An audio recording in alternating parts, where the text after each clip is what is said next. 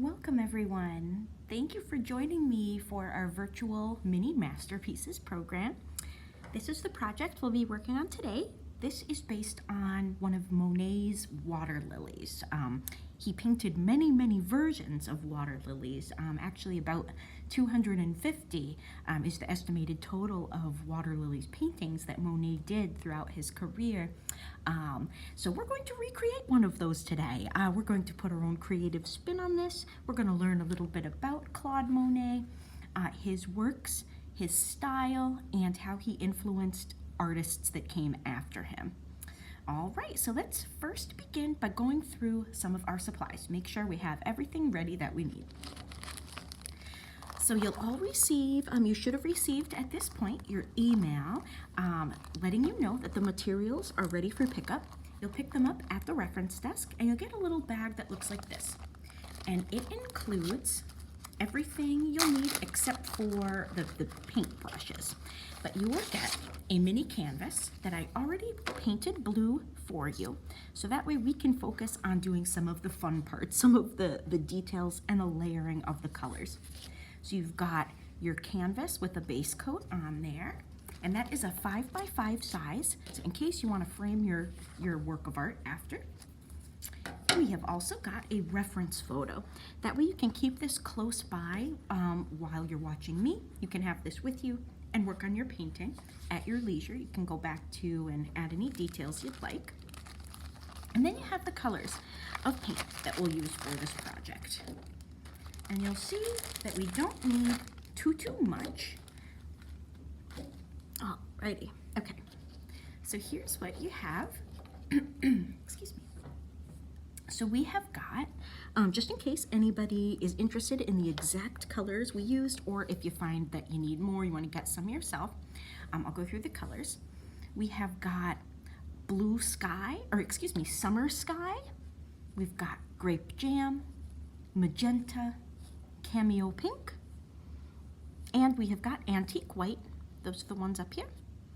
We have got cool blue, cobalt hue, lime tree, parakeet, green turquoise, and green shamrock. Okay, so those are the ones we'll use today. Now what you'll want to bring with you from your own home, you'll want to have a cup of water handy, some paper towels to dry your brushes, and last but not least, your brushes. I used 2 brushes to paint in all the details in mine, and these are what those brushes looked like. So I just used a couple of small ones. I used the flat brush with a nice straight edge on the top. That is really good for getting a nice angle when you're painting your water lilies, particularly when we're working up at the top here. Then we've got a small detail brush. And this is largely your preference as to what works well for you. Feel free to try some different brushes and use anything you would like. Alrighty, and that is all we'll need today. We aren't going to be drawing anything in first. We're just gonna start painting. Alrighty, so while you're gathering your supplies and settling in, I'm just going to tell you a little bit about Claude Monet, why he was important. That way we have a bit of context for creating this masterpiece here. As I mentioned a moment ago, one of his prime subjects were water lilies for his paintings. And here is a picture of his home at Giverny, and he always tended to his own garden. So this clearly doesn't have the water lilies in it, but it does have all the flowers and everything he worked on, and some of the subjects he was interested in painting. If anyone is interested, if you check out, you can just Google it, his home in Giverny, and you can look up some pictures. It's a museum now, so you can go visit if you ever find yourself over in that part of the world. I've also got an example here of the water lilies and the pond in his garden, and he actually planted many of these water lilies as well. So kind of neat how he planted everything and then he painted everything too. A good spot to sit outside and paint right from nature. So that's probably what he's best known for, are his water lilies. And Claude Monet was born in 1840. He passed away in 1926. So he hit his prime with his creation of Impressionist art around 1874 or so. That was around the time when his works became more popular. And he was one of the founders of Impressionism, which is an artistic movement. It was an avant-garde style because the techniques and the approach to creating art were very different than they previously were. For the masters that came before Monet, they typically would choose large-scale projects. They'd paint inside. It would take a long time to create these works. They would often paint something special, a little bit out of the ordinary, focus their attention on that, and there was always a focus on realism, more so than expression. So when Monet came along, what his interest was more so representing light and color rather than a realistic portrayal. So he used loose strokes to create this effect, and he used many different colors, and he used a lot of layering. Another way he differed from the masters who came before him is that he would paint outside in plein air. So what that means is literally outdoors. So he would sit outside and he'd paint something, and he would do it in one sitting. So it was all just very, very different, a completely different approach. And it wasn't well received in the salons where the exhibits typically took place. So many of the Impressionist artists, because they all were influenced by one another, and they decided to form their own group. They started having their own exhibitions. And they started having critics come and take a look at their art, and that's how the word spread, that there was a new style of art.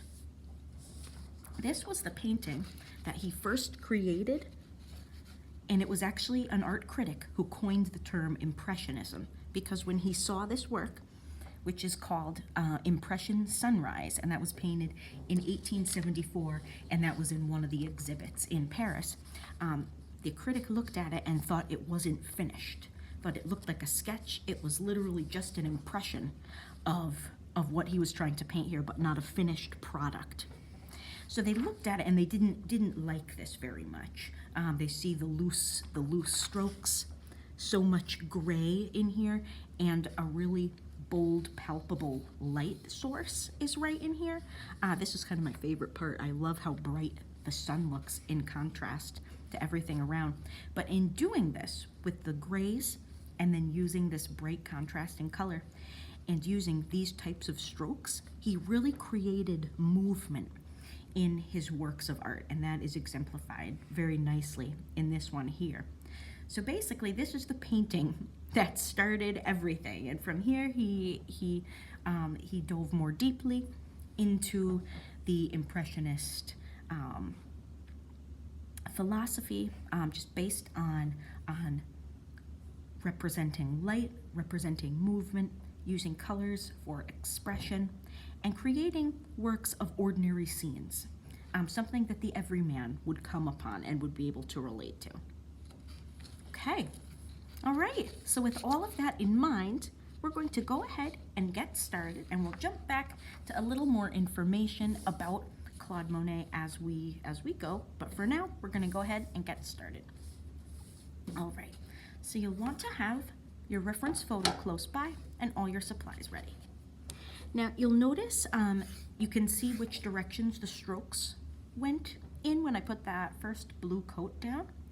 I would keep your strokes horizontal and we'll layer on top of that rather than having your strokes be vertical, because then we're just going to paint almost against the grain. So we'll turn it like this to begin. We're going to focus on some layering here.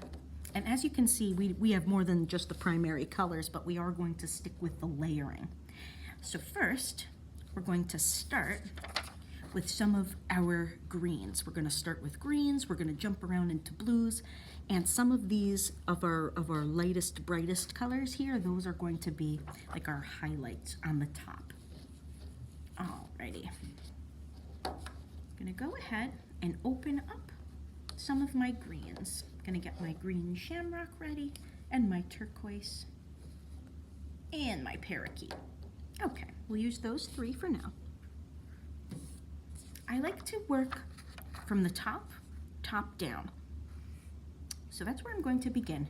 Now just take a look at all the different places where the water lilies are. And just sort of think about, just judge how much space you need. So it is a small canvas, so you won't be making your water lilies too large. You can also see if you do make them a little bit on the larger side, you can fill in the space accordingly. He has so many versions of the water lilies that you really can't go wrong with this. All right, so I've got a nice dry brush and I'm just dipping just the tip of my flat brush.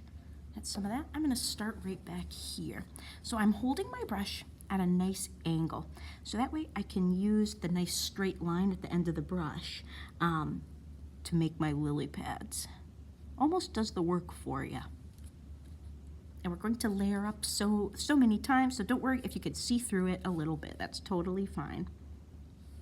So as you can see, just putting my brush against the canvas and just rubbing a little bit back and forth. The lily pads back here are pretty straight based on the angle. We've got a few blending together.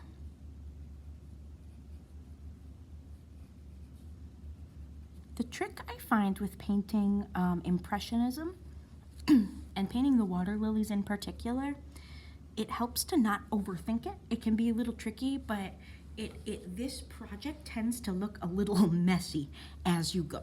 So if it doesn't look very good in the first few steps, don't worry, it'll absolutely shape up, and the whole idea is to keep layering.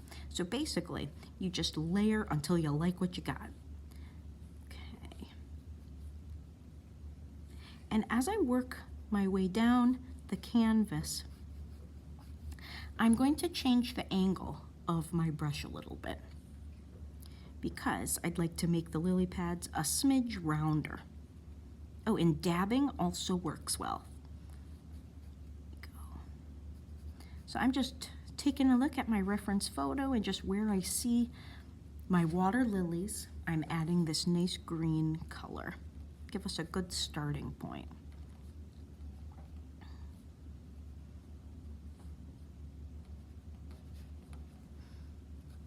Okay, so right about here is where I'm starting to make the lily pads a little bit bigger, changing the angle of my brush, so I'm holding it more perpendicular to my canvas now, rather than holding it at that sharp angle that we had before.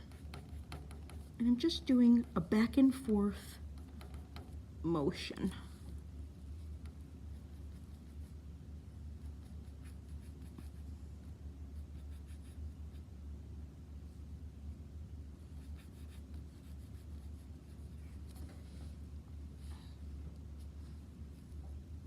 And you can see where the reflection on the water is. We'll skip that part. We're just doing the water lilies now.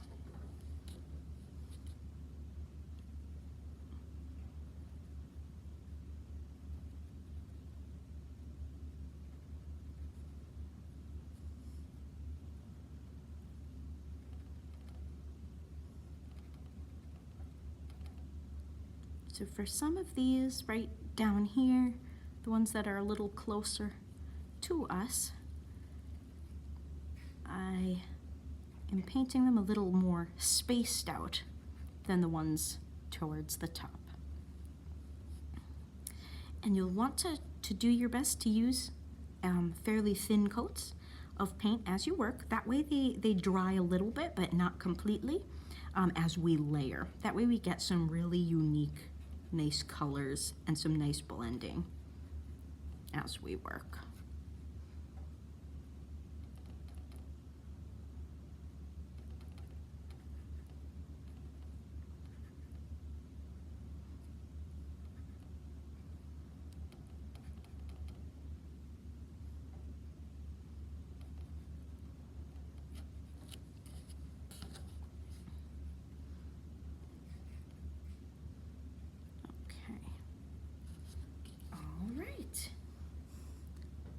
So that is our first layer. All right, so the next thing that we will do is gonna give your brush a nice rinse and dry it off. I like to use a nice dry brush for every step. You can experiment a little bit if you'd like. Some folks like to loosen the paint up a little bit with the water. I tend to like my paint nice and thick. So I am going to rinse and dry between each step. All right, so the next thing we're going to do is I'm going to work my way over to the left. We're going to use our green turquoise. Now, if you take a look here, you'll notice there are some, like it's almost in the deepest clumps of the water lilies, where there's almost that little bit of a turquoise. So we're going to put some of that there. So I'm using the same brush, similar technique, but now that I've got my water lilies, I'm just adding just a very small, just a couple of highlights in some of the denser green areas. Just a little bit throughout. Just like that. We won't need much, and we might add a little bit later. So we're creating a little bit of depth here. Plus, it's a very nice color.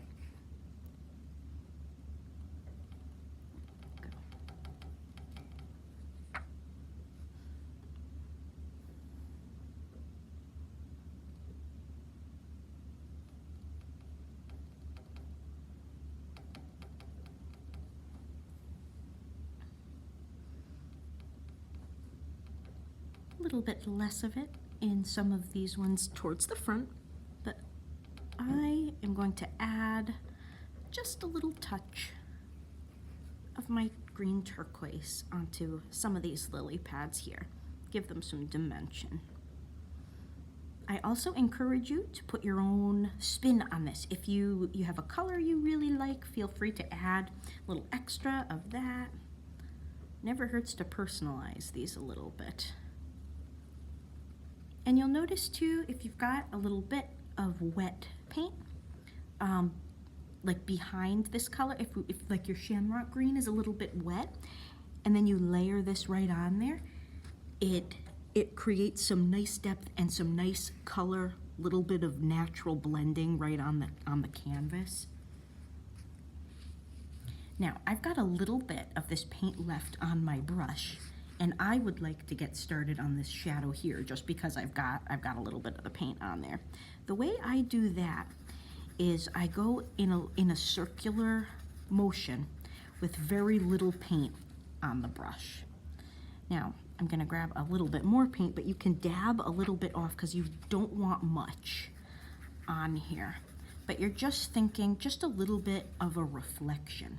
And you'll notice this has a rounder shape to it than the lily pads. The lily pads have a very straight kind of a line through them. These look like a totally different brush stroke created this.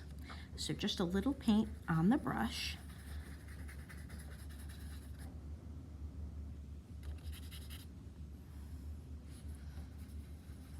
And most of the shadow is concentrated in this area here. There's probably a tree above it in the background.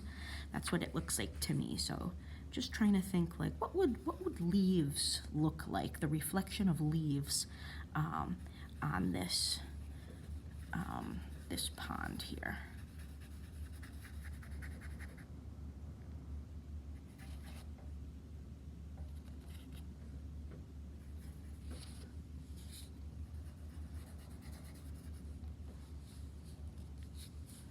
So you can see it's creating sort of a nice kind of foggy effect here.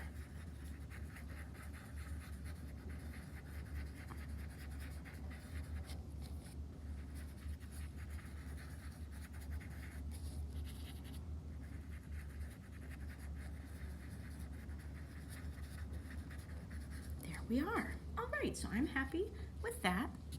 I might add a little bit more of this nice shadowing very close to a few of the heavier spots where the lily pads are. So right around here, for example.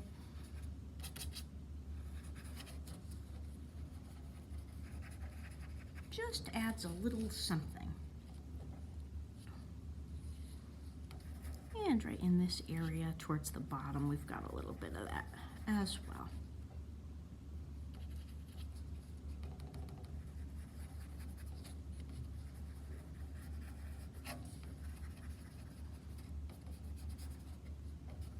And as you can see, I included that cobalt hue, this nice dark blue. That's the color I used on the background. So if you accidentally make something, you add a color and you put too much, you can go over it with some of that color there. And we'll use some of that later on to put a couple of highlights in here.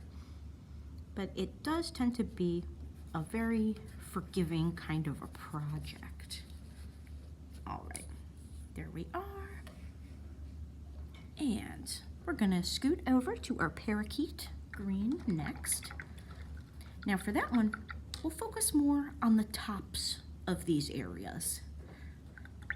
And we just need just a little bit, add a little more dimension to our water lilies.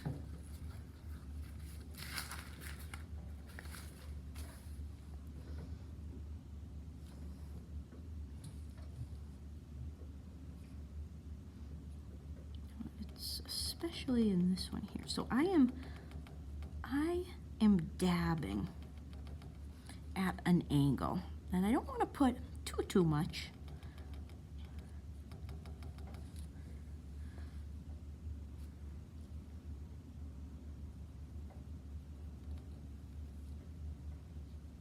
You want to kind of hold your brush nice and loosely too. As you kind of get going, you'll sort of develop your own technique.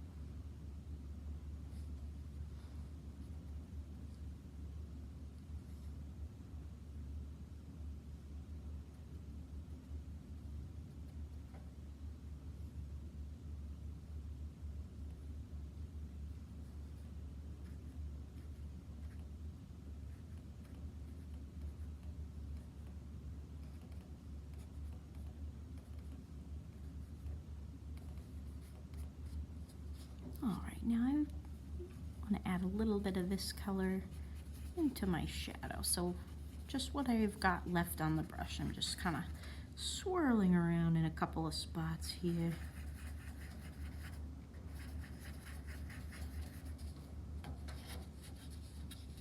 So as you can see, it does sort of look a little bit messy. It's certainly not super refined at this point, so don't worry if you're finding that that's the case with yours as well.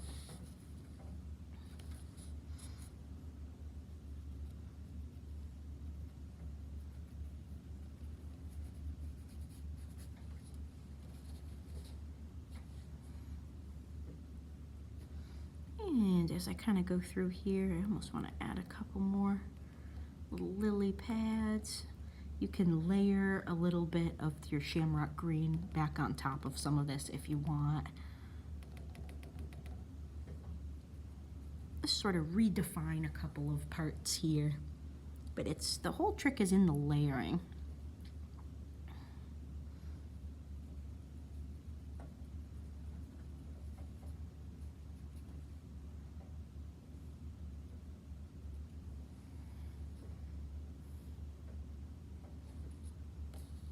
Alrighty.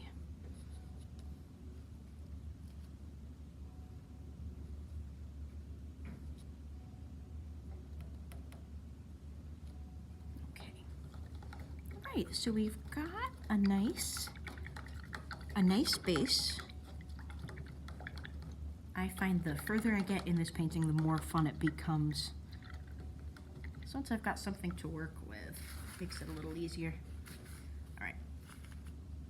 going to go ahead and jump. I'm going to wait a little bit to add this lime tree color. I want to add that almost right on the top, so I'm going to hold off on that one. But I am going to go over into my blues right now. So I'm just going to go ahead, open my cool blue, open my cobalt hue. I am first, actually, I'm going to switch brushes. I'm going to use my detail brush. I'm going to take a little bit of my cobalt hue, and you'll look in some of these areas, like for example, like right in here, you'll see like a little bit of a really dark blue comes through, just a little bit. But that's what I'm doing next. I'm just going to, it's almost like it's in some of those deep spots. Just adding just a little, just to emphasize the area between some of these lily pad clumps.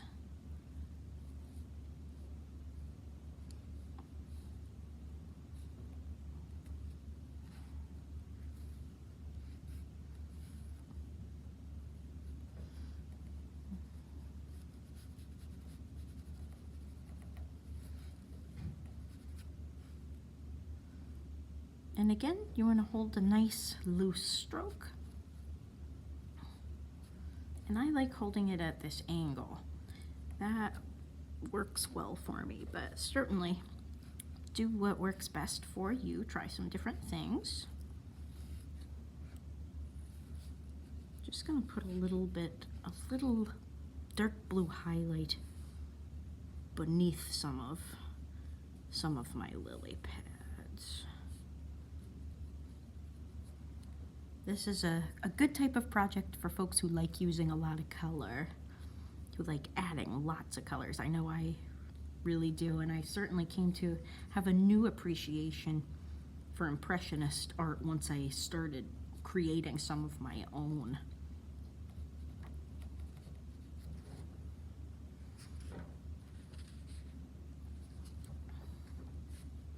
All right. So less defined up here, of course. Just get a little highlight in there, rather a little low light since it's darker. Here we go. Okay.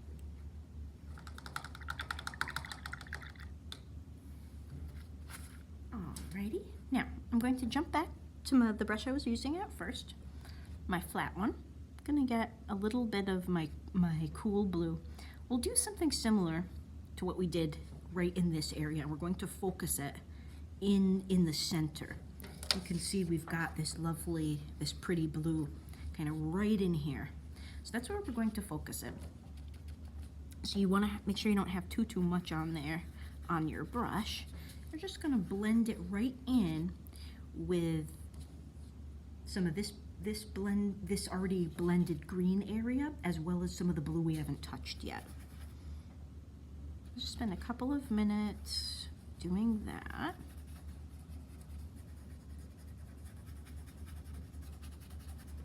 And you'll notice it layers up nicely.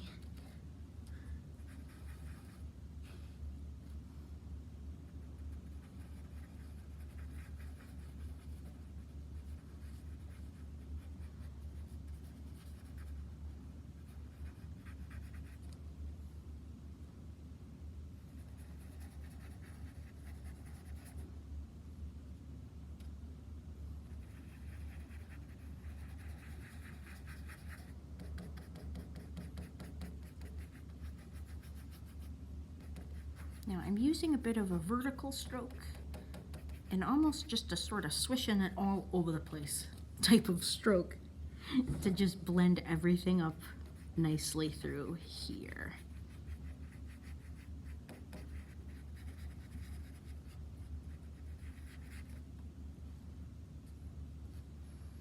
And I'll add a little of this just in a couple of spots throughout. Give the water a little bit of dimension.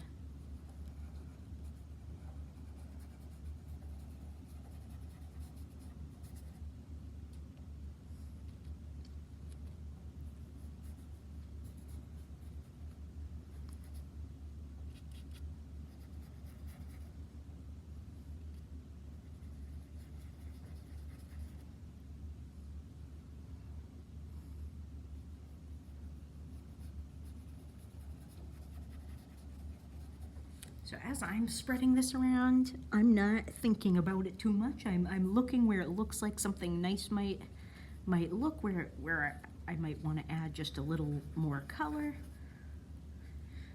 But I'm not focusing too much on precision. Mostly what I'm thinking is I want my colors to look harmonious. I just want it to be pleasing to the eye. That's kind of what we're going for. We're definitely not going for realism here. Which actually is very nice when you go into an art project knowing you're not trying to make it look like a photograph. That takes a little bit of the pressure off.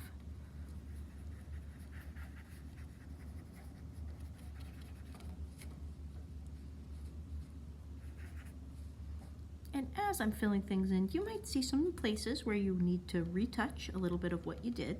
So I'm adding a little more of my green right in this area here. As I'm moving along, I can see that it could use a little bit.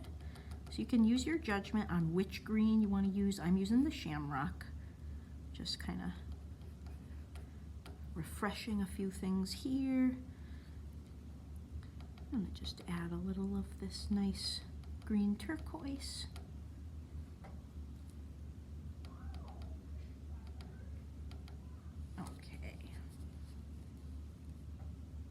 So as long as it's pleasing to the eye, or once your project starts to take shape and it's pleasing to the eye, you know you're on the right track. And then you just keep doing what you like, the colors that you like best. Add a little extra of those if you wish.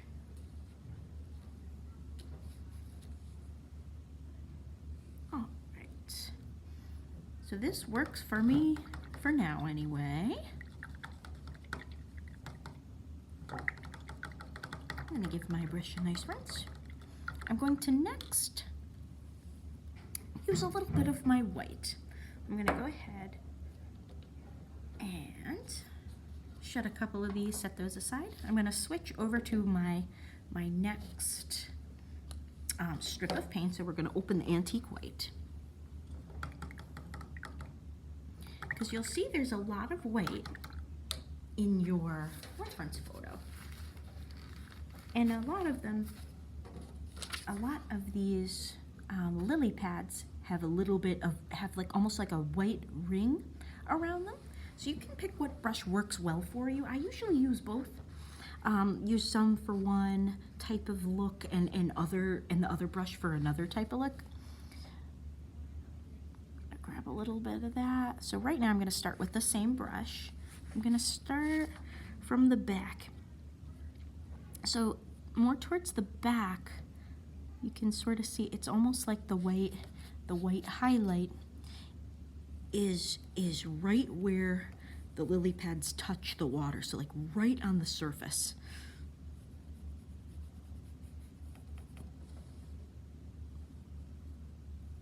So that's where we'll focus our attention.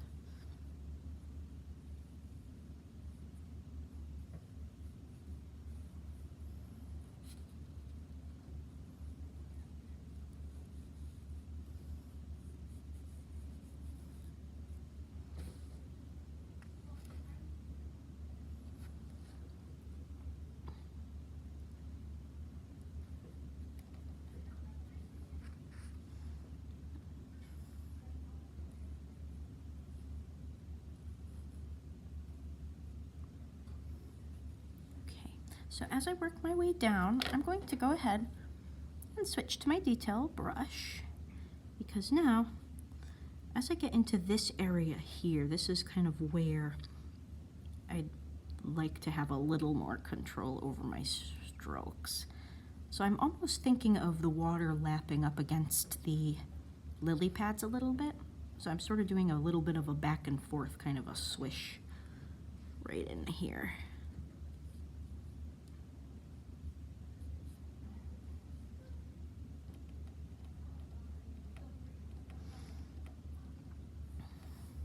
Ooh, and you might pick up a little bit of your other colors. I'm sort of picking up a little green with my white.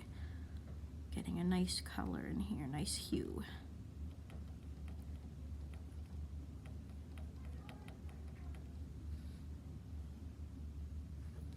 All right, So now as I work my way down, I'm going for a more defined look with my white. So I'm going to create some rings around some of these lily pads. And this is another one you want to not touch. You don't want to think about it too much. Just don't even touch your brush to the canvas very much. Just lightly put it right on there and just do your stroke in one shot rather than breaking it up. And you can see it doesn't have to be a full circle right around, but you want to have something that sort of that defines it a little bit and indicates that water is coming up right against it.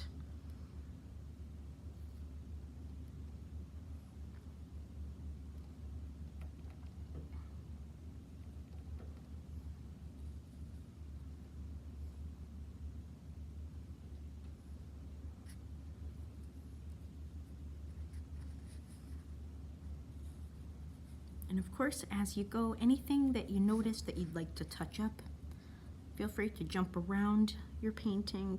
I certainly always do that.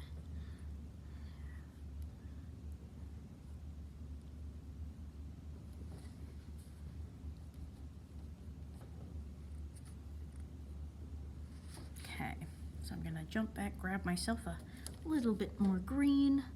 Just wanna define some of this a little bit. So you see, it's the layering that really gives this a nice, unique look.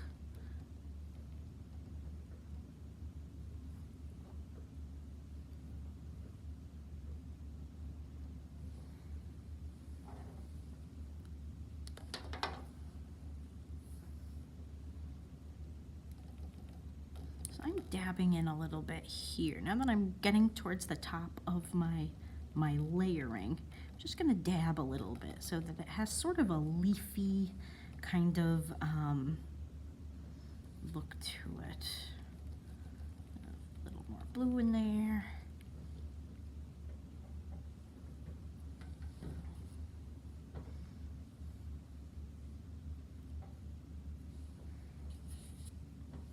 Okay, now I am going to go ahead and open up my lime tree color.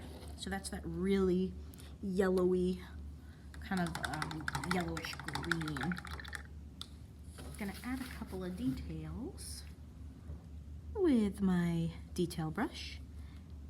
And I'm gonna dab right on the tops. Maybe a little bit underneath over here.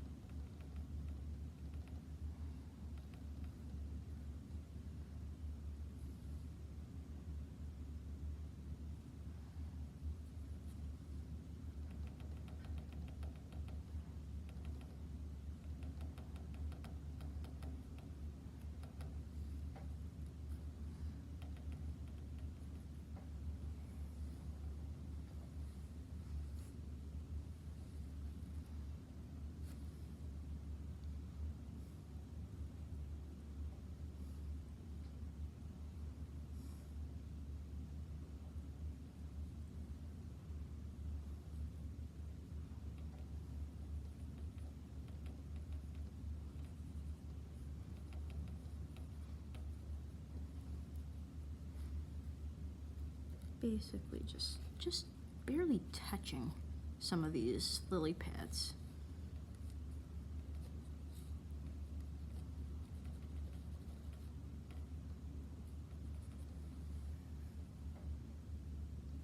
Okay, all right, I'm gonna switch over to my other brush and we're gonna smush a little bit of this nice limey green into our shadow area. And you can layer this up even more if you want to. Let's see.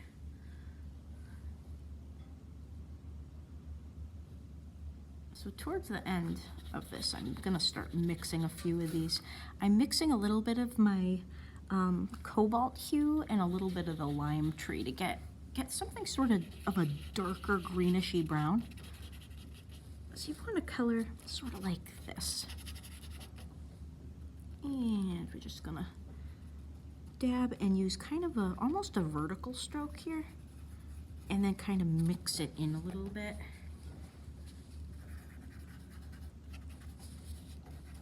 Just kind of rub it around. Could add a little of the cool blue color too if you want.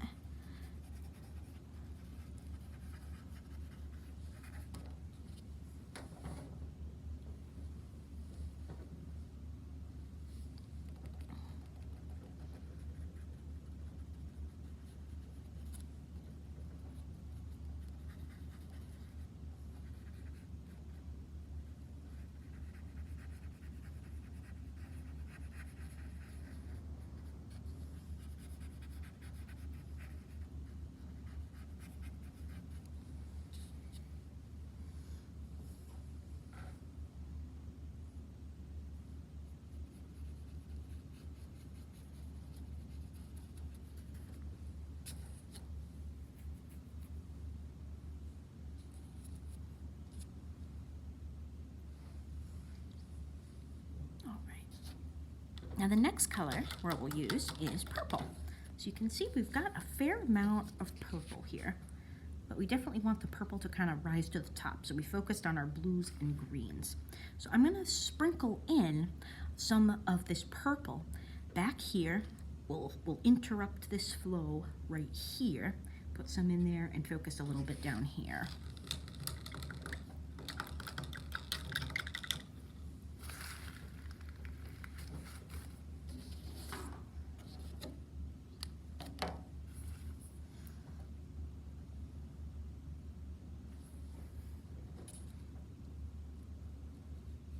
So I know for my purple, we want that in the water. So we're gonna go right around my lily pads. But you can see I put just a little bit on, and I'm holding my brush at a sharp angle and just kind of rubbing it around right in between the lily pads. And you can add a couple of darker highlights in there too if you want. That's always fun. I always like adding a little extra purple when I can.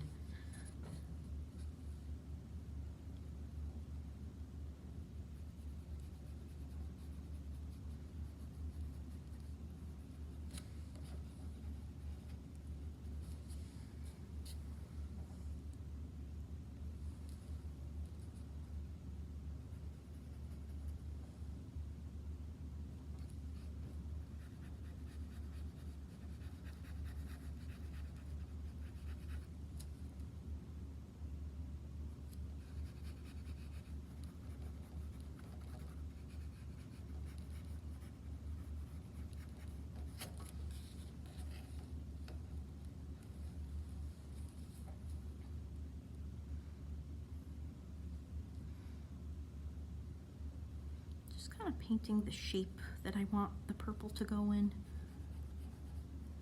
And then I'll use some of that extra paint and just pull it a little bit downward.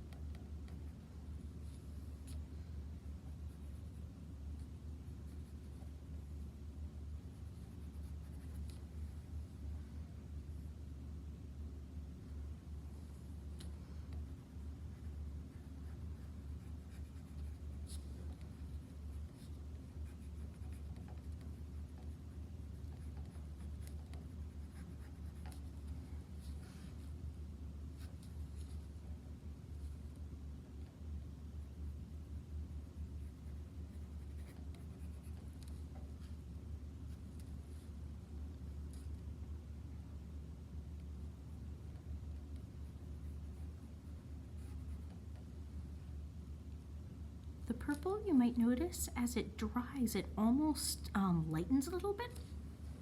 So feel free to add a couple layers of the purple. As I mentioned, I'm a big fan of purple, so I will probably add as much purple as I can sneak in here to add such a nice, it's a nice overlay color. Over that blue, it looks really pretty.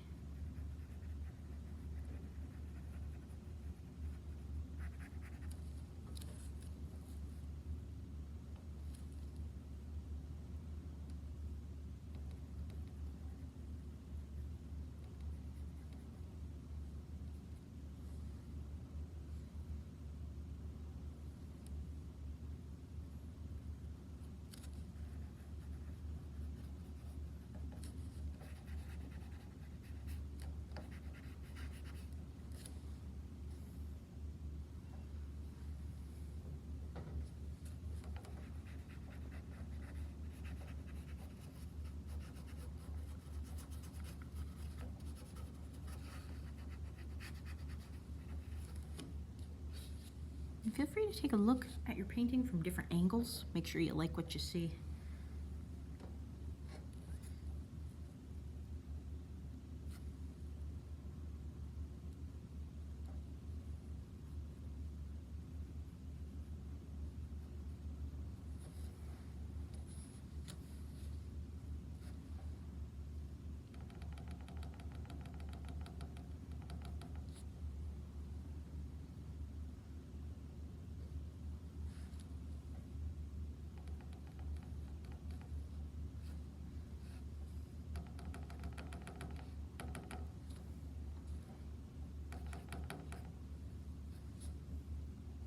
Okay.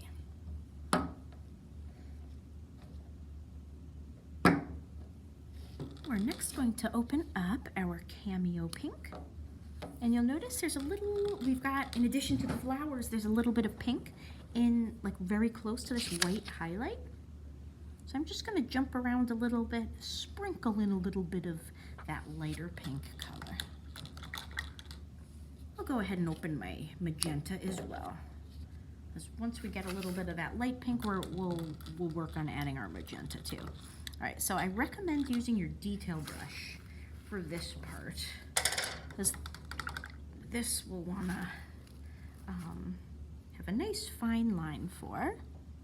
All right, there we go.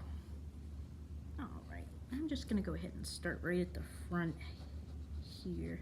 That's because that's where a lot of the clearest pinky areas are. So it's very subtle, you won't need too much, but again, put as much as you want. Excuse me. And you might have some sort of like small blossom type looking dabs around here as well. So just a little dab. I'm gonna do it.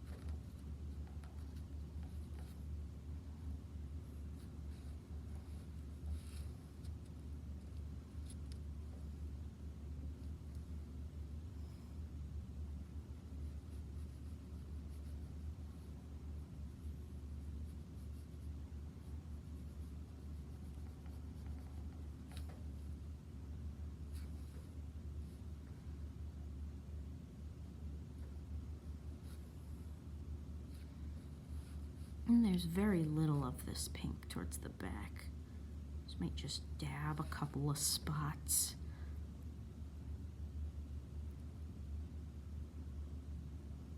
Okay.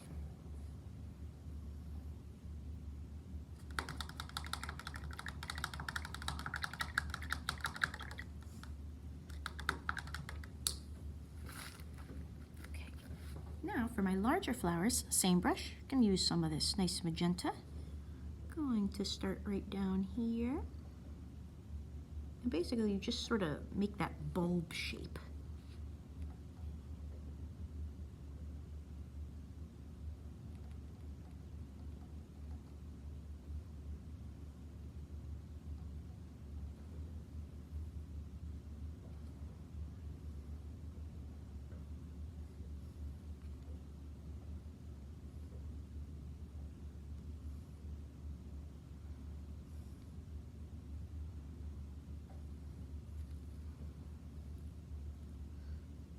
Just hints of that pink scattered about. I like to paint it like right beside my light pink.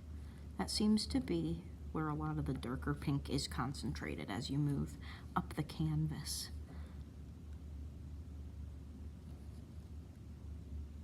And a few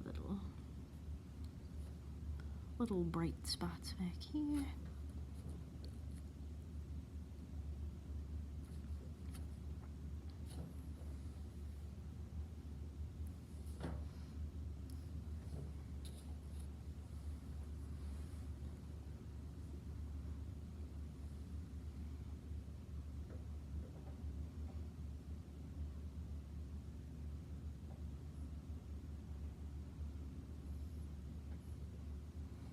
I'm going to take a little bit of my light pink and just sort of mix the two pinks just a smidge.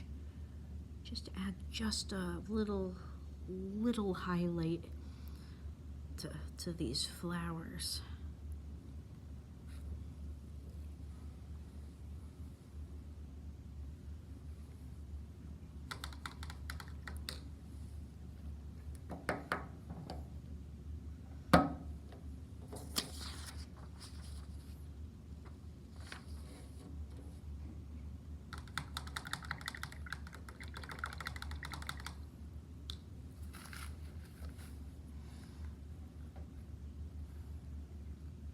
And again, as you kind of go through, feel free to redefine anything that looks like it has gotten lost. Just adding, using my parakeet, just adding a little more vegetation here, using a dabbing technique right on top. Just in a couple of spots where the color looks a little heavy, I just want to break it up a little bit.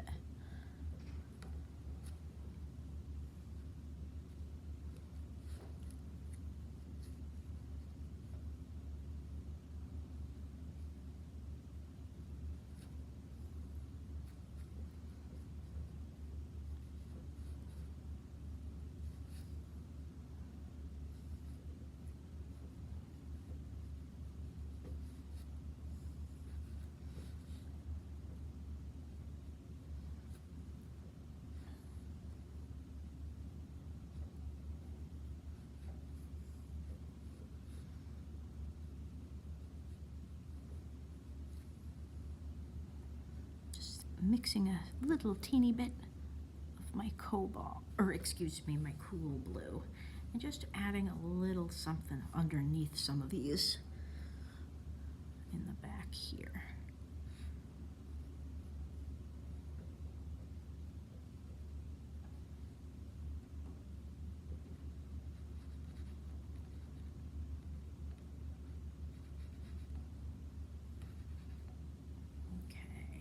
Now, if you want, you can add another layer of some of this cool blue here. If you'd like to liven that up a little bit, it would be a good time to do that if you wish.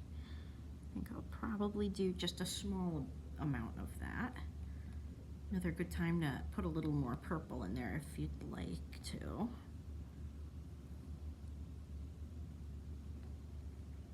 Okay, now I'm going to take a slightly larger brush. I'm going to go for a filbert brush.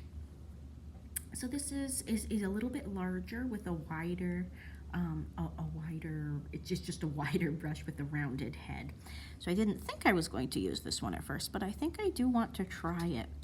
See if I can get a nice a nice swish.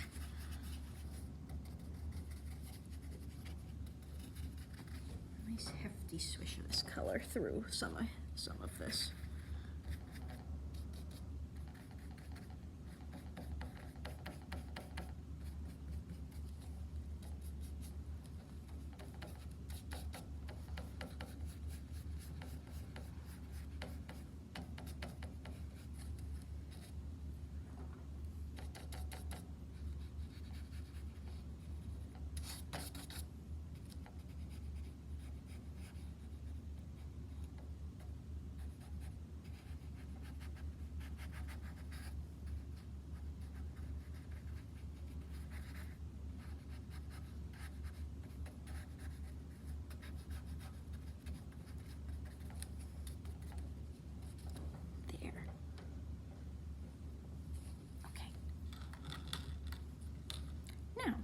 We have also got our Summer Sky.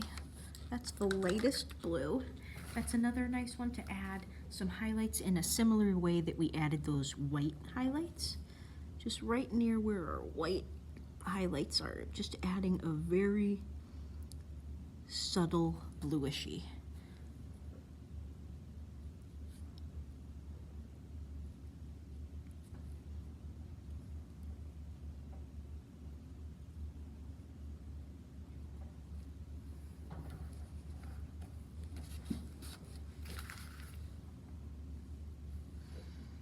Kind of right around, almost between where the white is and where the lily pad is. Sort of where I'm focusing some of these strokes.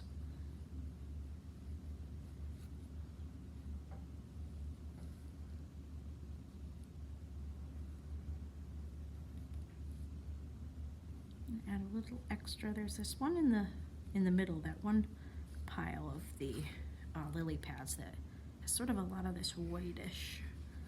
So I'm gonna go ahead and use the blue. I like that, the way that looks. So I'm just adding a little highlights in here.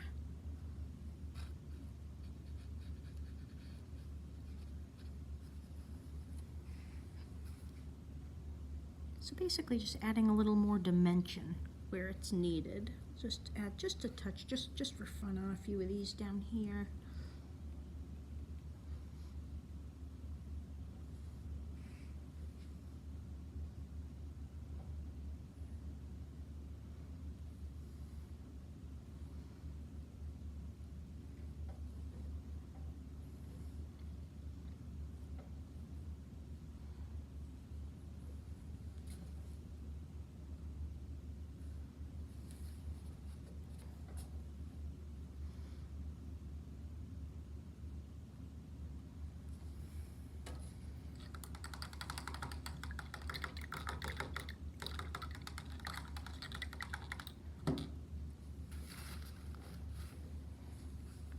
Okay, so we are getting towards the end of the project.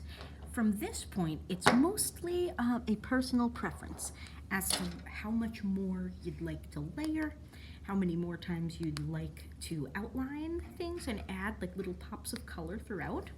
So I am going to start winding mine down.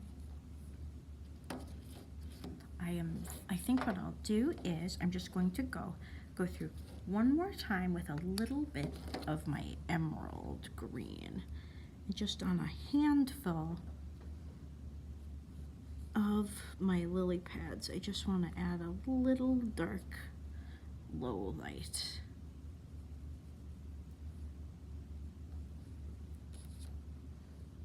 There we are. But the more you layer in this area, the more depth there will be to your color, because as you can see through it. So it's all in what your preference would be. I'm going to enlarge a couple of my flowers. Sometimes it can be hard to know exactly when to stop. But anything you want more of at this point, even if it isn't completely in line with Monet's. At this point, You can put your own spin on things.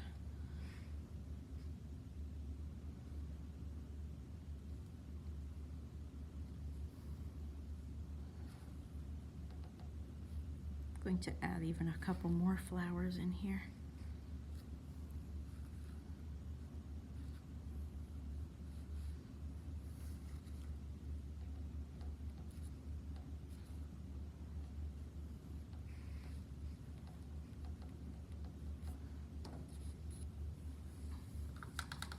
All right. So while you're finishing up your projects, I'll just bring us full circle right back to where we began, which is Monet's unique style, which we just executed here today. I hope everybody enjoyed it. This was a very important artistic movement in the art world and really inspired a lot of the artists that came after, including Van Gogh and Andy Warhol. So it can be a very nice nice thing to do, to just to give it a try and sort of experiment with a new style of painting, or with an avant-garde style of painting, excuse me, that really had a strong influence on the artists that came after. All right, well, that is about the end of our time today. If anybody has any questions regarding this painting or anything about the history, please either post below the video, or you can send me an email. Everybody's got my email, I believe. So any questions, feel free to send them my way. In 1 month, we'll have our next project. Next time, we'll be doing Matisse, but we'll be doing something similar. I'll have all the supplies for you. We'll talk a little bit about the history, and we'll work on a mini project together. All right, well, thank you all for joining me today. I hope you enjoy painting this project. Thank you.